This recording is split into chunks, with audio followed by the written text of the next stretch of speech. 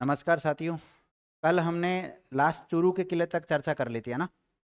और आज हम चर्चा करेंगे चूरू के बाद में कौन सा किला आ रहा है भाई। चूरू का किला में क्या क्या लिखा था आपने?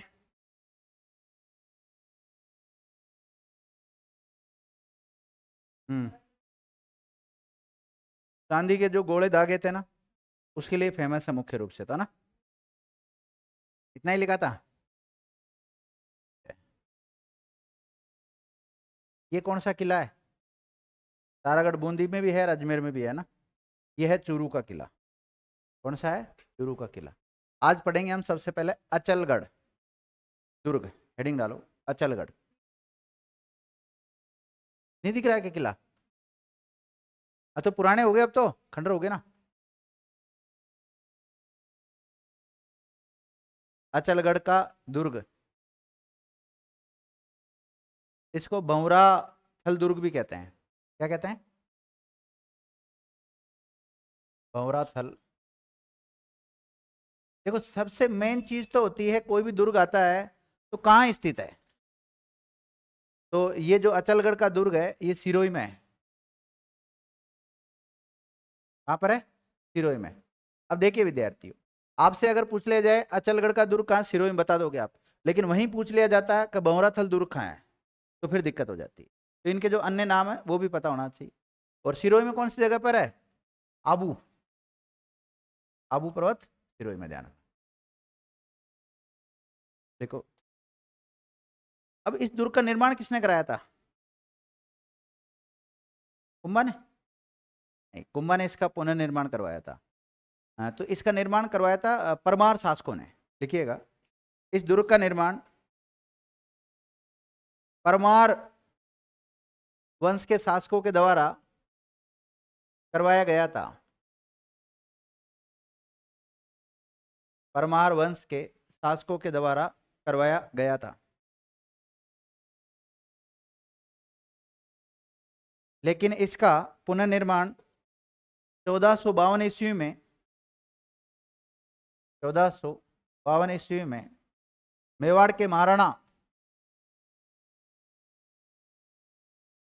कुंभा के द्वारा करवाया गया था। पुनर्निर्माण किसने करवाया था? मेवाड़ महाराणा कुंभा के द्वारा करवाया गया था। अब देखो, ये पहाड़ी इलाके में है। तो पहाड़ी इलाकों में जो दुर्ग होते हैं उनको क्या बोलते हैं? गिरी दुर्ग।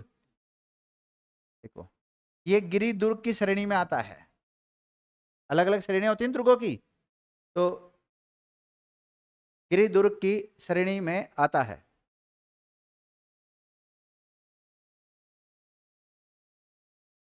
लिख लिया? गिरी दुर्ग की श्रेणी में आता है।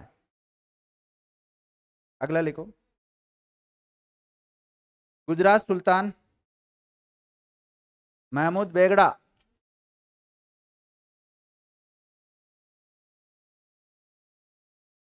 महमूद बेगड़ा ने भी इस दुर्ग पर आक्रमण किया था।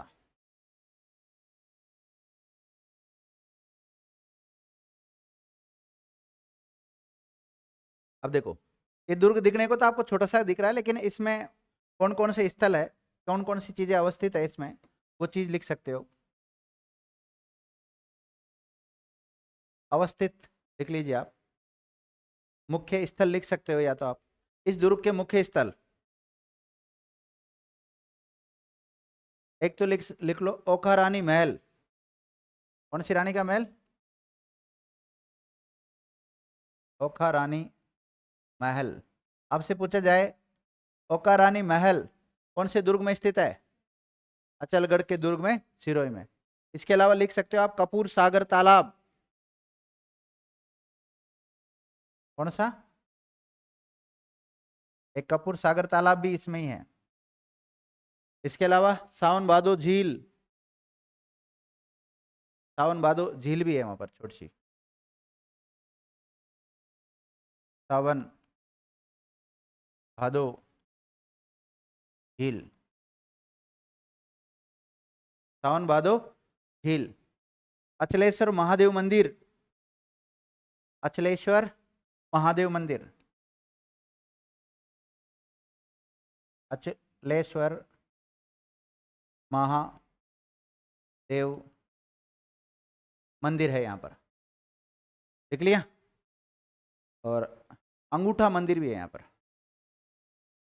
कौन सा मंदिर है? अंगूठा मंदिर। ये सारे जो स्थल है वो कौन से दुर्ग में है? अचलगढ़ के दुर्ग में।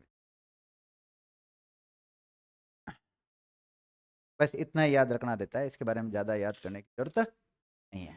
छोटे दुर्ग है, बड़े बड़े दुर्ग तो हो गए अपने, है ना। वैसे तो इसकी जगह का नाम पता होना चाहिए। अब अगला दुर्ग आता है जिसका नाम लिख सकते हैं आप, शाहबाद का दुर्ग, जिसे सलीमाबाद दुर्ग भी कहते हैं। क्या कहते हैं इसे?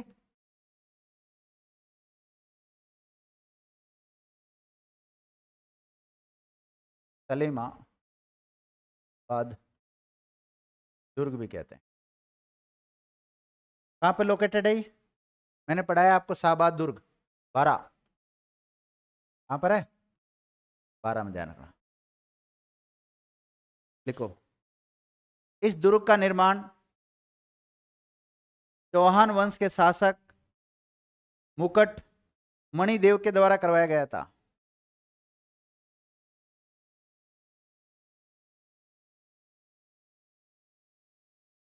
मुकुट मणिदेव के द्वारा करवाया गया था।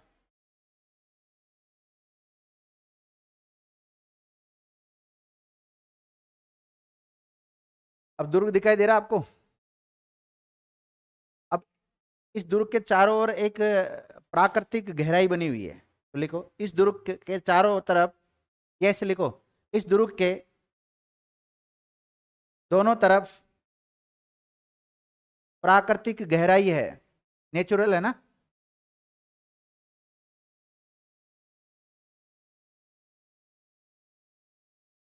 प्राकृतिक गहराई है,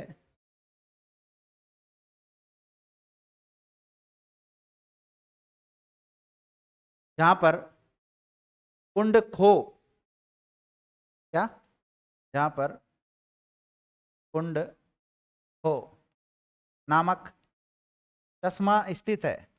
जलाशय के लिए आता है ना, चश्मा स्थित है।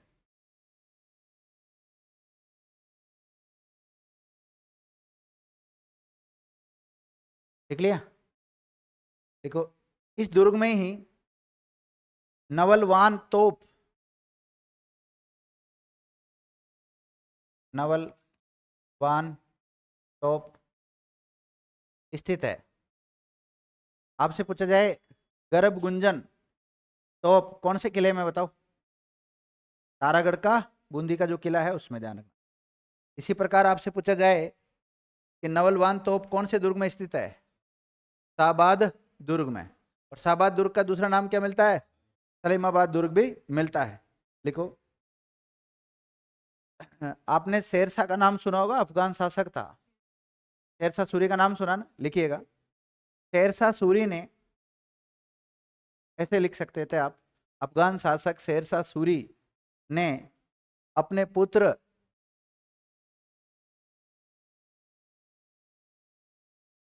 सलीम शाह के पुत्र का नाम क्या है? सलीम शाह के नाम पर ही इस दुर्ग का नाम क्या रखा है? सलीमाबाद दुर्ग रखा है। सलीमाबाद दुर्ग रखा था। तो शेरशाह सूरी ने जब इस पे अपना अधिकार जमा लिया था, आपको पता है हुमायूं को हराकर शेरशाह सूरी हिंदुस्तान का बादशाह बन गया था ना। तो उसने उसके बेटे के नाम पर इस दुर्ग का नाम क्या रखा है? सलीमाबाद दुर्ग रखा था। आपको पता है इसने किसको हराया था? मुगलों को हराया था। और मुगलों को हराने के बाद में वापस मुगल शासक बन गए थे, वापस हुमायूं आ गया था। और हुमायूं के बाद में अकबर आ गया था, आया कि नहीं आया? तो वापस फिर ये मुगलों ने इसका नाम चेंज कर दिया, शाहबाद नाम रख दिया। क्या नाम रख दिया? शाहबाद दुर्ग नाम किया था, लिखिएगा। लेकिन बाद में इस दुर्ग पर मुगलों का अधिकार हो गया था। किसका अधिकार हो गया था? मुगलों का अधिकार हो गया था। इसलिए मुगलों का अधिकार हो गया था, तथा मुगलों ने इसका नाम शाहबाद दुर्ग रखा। क्या कर दिया इसका नाम चेंज करके? शाहबाद दुर्ग।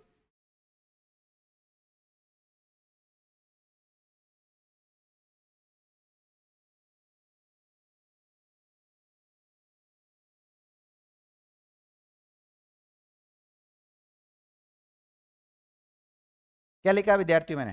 दुर्गमता। दुर्गमता क्या होती है? दुर्गम मतलब, गम मतलब जाना, दुर मतलब कठिन, जहाँ पहुंचना क्या होता हो, कठिन होता हो। तो गिरी जितने भी दुर्ग है उनमें जैसे रणथंबोर का दुर्ग आता है, तो रणथंबोर दुर्ग के बाद में सबसे कठिन मार्ग है वो कौन से दुर्ग का है? इसी शाहबाद दुर्ग का है, ध्यान रखना। रणथंबोर भी 7 पहाड़ियों से घिरा हुआ है, रणथंबोर दुर्ग तक भी पहुंचना बहुत कठिन होता है। लिखिएगा, प्राकृतिक दुर्गमता की दृष्टि से, प्राकृतिक दुर्गमता की दृष्टि से यह दुर्ग सवाई माधोपुर के रणथंबोर दुर्ग के बाद दूसरा महत्वपूर्ण किला माना जाता है। दूसरा महत्वपूर्ण किला माना जाता है।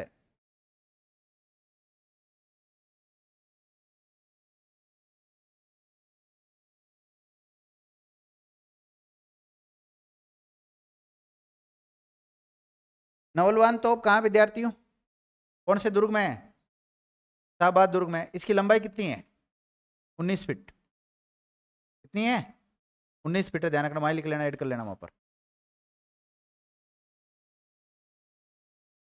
लिख लिया?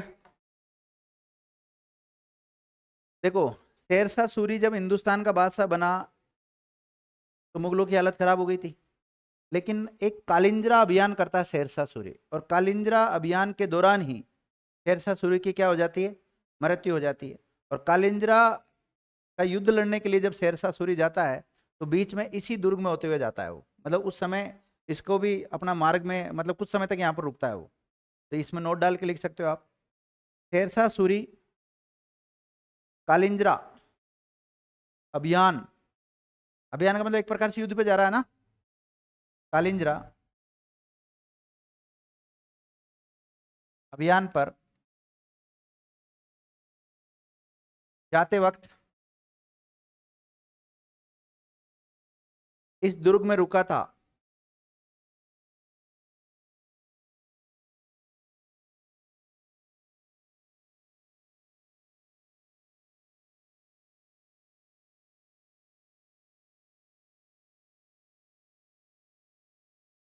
देखो, इस दुर्ग में अलल पंख भी है। अब साहब ये अलल पंख क्या है? वहां पे एक महल है, बादल महल। इस दुर्ग में एक महल है जिसका नाम क्या है? बादल महल। और बादल महल के दरवाजे होते हैं ना, वहां पर 2 बड़ी बड़ी मूर्तियां लगी है, उसको क्या बोलते हैं? अलल पंख बोलते हैं। लिखो, इस दुर्ग में बादल महल के दोनों दरवाजों के पास में ही बड़ी बड़ी प्रतिमाएं हैं,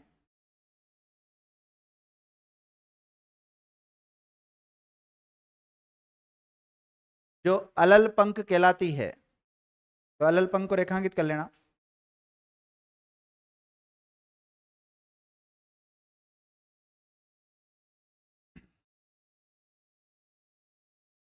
लिख लिया?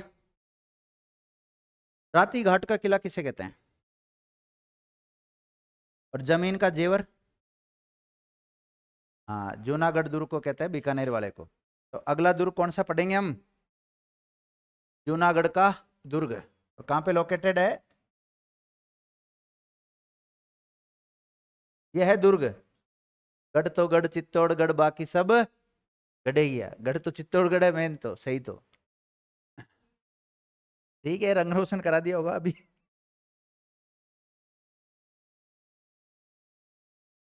500-700 साल होगी, तो इतना काफी टाइम हो गया, 500-600 साल होगी लगभग। यहाँ 50 साल में तो मकान की हालत खराब हो जाती है। लिख लिया? लिखो, जूनागढ़ का दुर्ग। लिखो, अन्य नाम लिखो। इसे जमीन का जेवर भी कहते हैं। क्या कहते हैं?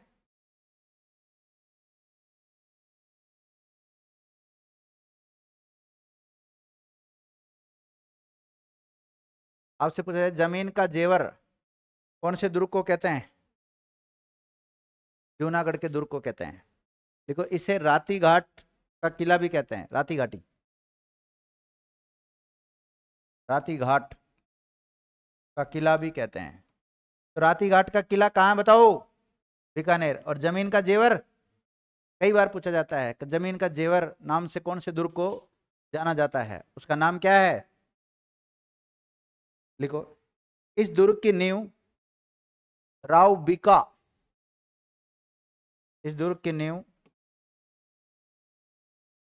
राव बीका के द्वारा रखी गई।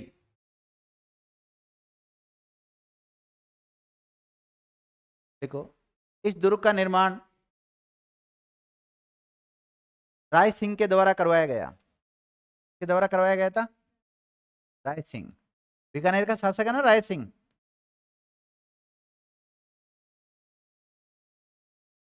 मतलब पूरा इसने करवाया था, इसने केवल नींव रखी थी। और राव बीका ही बीकानेर का संस्थापक है। बीकानेर का संस्थापक कौन है? राव बीका ही। और राव बीका राव जोधा का बेटा है। किसका है? राव जोधा का बेटा। जोधा है मारवाड़ का शासक। कहाँ का है? मारवाड़ का शासक। बाद में जोधा आपको पता है जोधपुर की स्थापना कर देगा, तो हम ये कह सकते हैं कि जोधपुर का शासक है ये। और जोधपुर से ही, और जोधपुर में जिस वंश का शासक है उसका नाम है राठौड़ वंश। कौन सा है? तो राठौड़ वंश की एक शाखा बीकानेर में आएगी जो राव बीका लेकर आएंगे। राव बीका ही बीकानेर की स्थापना करेंगे, ध्यान रखना। वो भी राठौड़ ही है, जोधपुर से निकले हैं वो, मारवाड़ से निकले ये कह सकते हैं हम। और फिर एक शाखा जोधपुर से निकल जाएगी, किशन सिंह के द्वारा किशनगढ़ की स्थापना की जाएगी। तो किशनगढ़ में भी राठौड़ वंश का शासन रहा है, और बीकानेर में भी राठौड़ वंश का शासन रहा है, और जोधपुर में भी राठौड़ वंश का शासक रहा है। लेकिन शुरुआत में इसको जोधपुर नहीं कहते, शुरुआत में मारवाड़ के नाम से जानते हैं। आगे हम मारवाड़ रियासत पढ़ेंगे जब चर्चा करेंगे और डिटेल से, ठीक है ना। तो इसका पूरा निर्माण किसने कराया था? राय सिंह के द्वारा करवाया गया था। और देखो ये कैसे दिखाई दे रहा है, रेड रेड दिखाई दे रहा है। इसमें लाल पत्थरों का प्रयोग किया गया। कैसे पत्थरों का प्रयोग किया गया है? लाल पत्थर। तो लाल पत्थरों से इसका निर्माण हुआ है।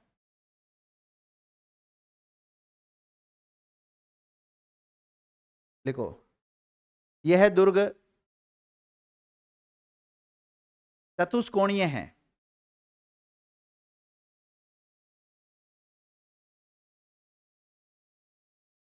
देखो इसी दुर्ग में दुर्लभ प्राचीन वस्तुएं, दुर्लभ प्राचीन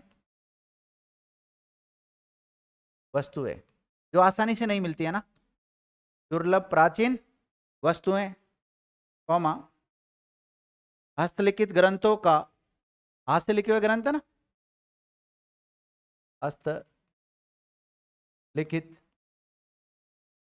ग्रंथों का समृद्ध संग्रहालय है।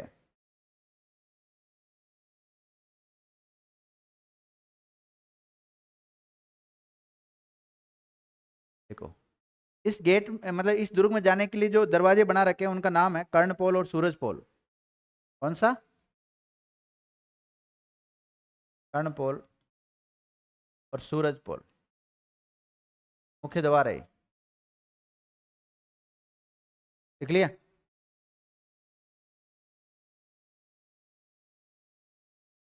देखिए आपको पता है कि जब चित्तौड़ का साका हुआ था, तीसरा साका, कौन सा? तीसरा साका। तो तीसरा साका के समय चित्तौड़ पर आक्रमण किसने किया था?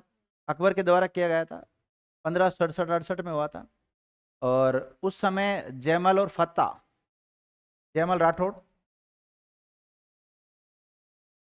राठौड़ मेड़ता क्या ना, और फत्ता सिसोदिया, ये वीर गति को प्राप्त हो गए थे। लेकिन इतनी वीरता के साथ लड़े थे बहुत ज्यादा कि खुद अकबर ने भी इनकी गज पे आरूढ़, गजारूढ़ इनकी मूर्ति बनाई थी। कहाँ पर? आगरा के किले के बाहर।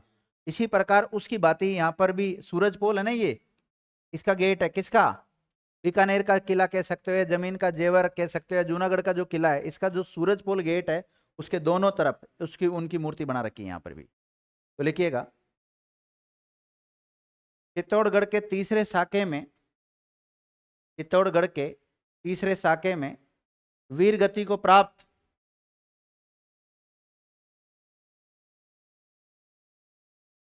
वीर गति को प्राप्त जयमल राठौड़, जयमल राठौड़ और फत्ता सिसोदिया, फत्ता सिसोदिया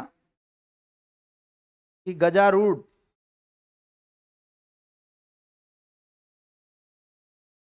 गजारूढ़ प्रतिमा या मूर्तियां इसी दुर्ग के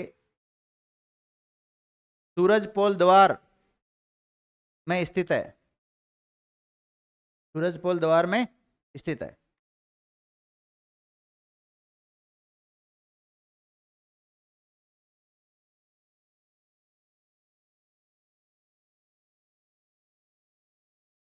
अब देखिए, ये जो दुर्ग बनाया गया ना, इसमें हिंदू और मुस्लिम या इस्लाम कह सकते हो, मुस्लिम जो कला है उसका बहुत ही शानदार समन्वय देखने को मिलता है। देखिएगा, इस दुर्ग में हिंदू और मुस्लिम कला शैलियों का सुंदर समन्वय दिखाई देता है।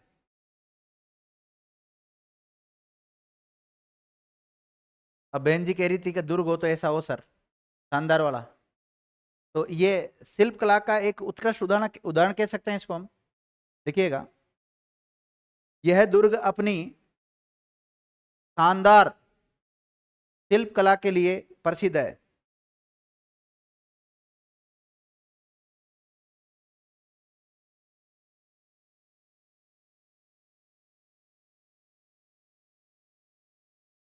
लिखो, इसी दुर्ग में शस्त्रागार भी स्थित है। क्या है? शस्त्रागार, जहां पे शस्त्र रखे जाते हैं ना, प्राचीन समय में जो जो शस्त्र होते थे शायद उनका प्रदर्शन कर रखा होगा, यहाँ पर रख रखे होंगे यहाँ पर। तो कभी गए हो को जूनागढ़? जूनागढ़ फोर्ट नहीं गए हो? जाना, कभी घूमना जाना हो तो। लिख लिया।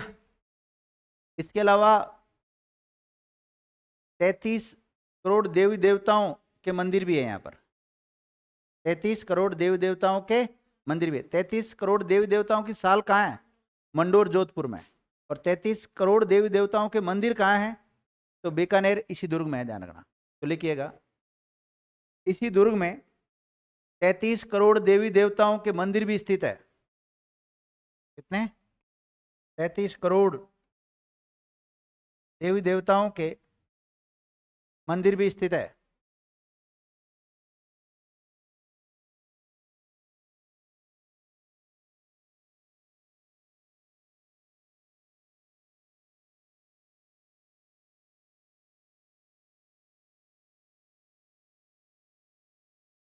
इंडो सौर सैनिक शैली में बनाए। लिखिएगा, यह दुर्ग इंडो सौर सैनिक शैली में निर्मित दुर्ग है। इंडो सौर सैनिक शैली में निर्मित दुर्ग है।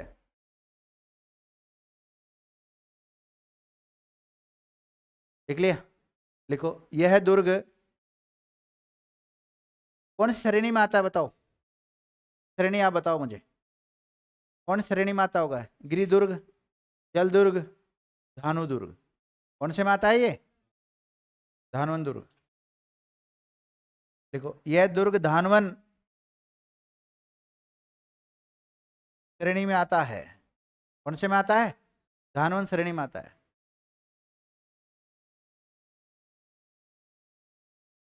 देखो, इस दुर्ग में विद्यार्थी एक महल है जिसका नाम है अनूप महल। कौन सा? अनूप महल। और उस अनूप महल में सोने की कारीगरी की गई है। लिखिएगा, इसी दुर्ग में अनूप महल स्थित है जिसमें सोने की कलम से काम किया गया है।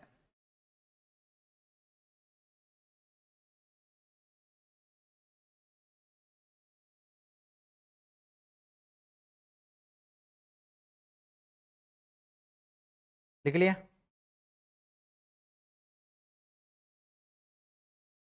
अब विद्यार्थियों, शेरगढ़ का दुर्ग या शेरगढ़ का किला पढ़ेंगे तो शेरगढ़ का दुर्ग तो पड़ता है कहां पर, बारां में, और शेरगढ़ का किला या दुर्ग एक पड़ता है कहां पर, धौलपुर। मतलब शेरगढ़ नाम से दो किले, एक तो धौलपुर में है और एक कहां पर है, बारां में। तो सबसे पहले हम धौलपुर वाला देख लेते हैं। ये भी दुर्ग है, ध्यान रखना।